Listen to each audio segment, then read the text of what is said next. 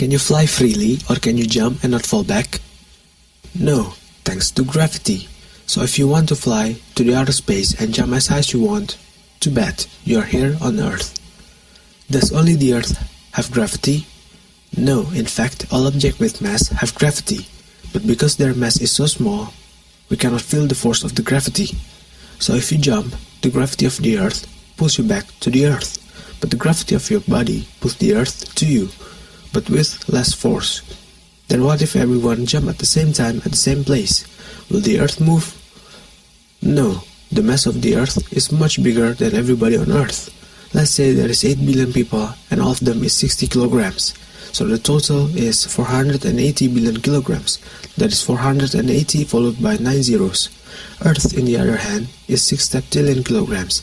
That is 6 followed by 24 zeros. So it's impossible that by jumping at the same time affects the movement of the Earth.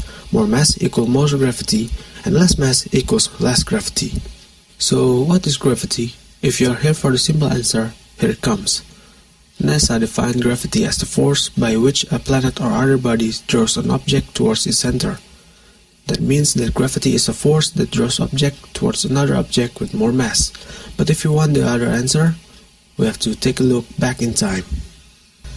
Sir Isaac Newton was an English mathematician and physicist who lived from 1642 until 1727. The legend is that Newton discovered gravity when he saw a falling apple while thinking about the forces of nature. Whatever really happened, Newton realized that some force must be acting on falling objects like apples, because otherwise they would not start moving from rest.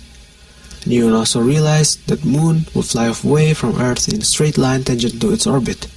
If some force was not causing it to fall toward the Earth, the moon is only a projectile circling around the Earth under the attraction of gravity. Newton called this force gravity and determined that gravitational forces exist between all objects, so he made this artwork. Using the idea of gravity, Newton was able to explain the astronomical observation of Kepler, and the work of Newton, Galileo, Brahe, Kepler proved once and for all that the Earth was in the center of the solar system. The Earth, alongside with all other planets, orbit around the Sun. 200 years later, came this guy. He redefined gravity and other physicists didn't like it. Einstein developed a whole new idea about gravity. According to Einstein, gravity arises from the warping of space and time. Einstein's new theory of gravity explained a number of phenomena that will violate Newton's theory. For example, light bends when passing near a massive object like the Sun, and a clock raised above the Earth speeds up relative to a clock on the surface. And he made this, and this. So, how can you calculate the gravitation on Earth? Well, you can use the Newton artwork and modify it little, and you find this.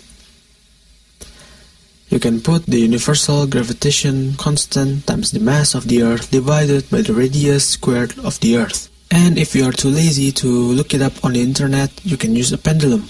You can calculate the gravity with 4 times pi squared times the length of the pendulum divided by the period squared. And you get roughly 9.8 meter per second. So, that's the explanation of gravity, the most common forces that affected our body, and there is many more that we don't know about gravity. So keep learning. Goodbye.